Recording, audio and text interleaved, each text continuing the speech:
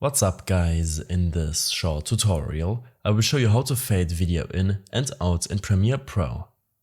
This should be quite an easy tutorial, everything you need will be listed in the description below.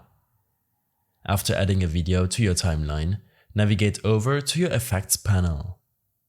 In case you are unable to find it, then navigate to Window and make sure to select Effects. Here, open up your Video Transitions folder. And in your Dissolve folder, make sure to drag and drop the Film Dissolve effect to the beginning of your video clip in your timeline.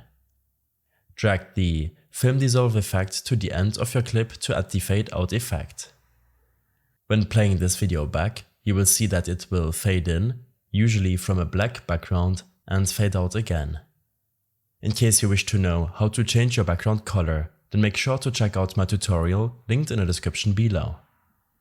You can change the speed of your fade by hovering your cursor over the end of the transition and dragging it to the left or right to make it shorter or longer.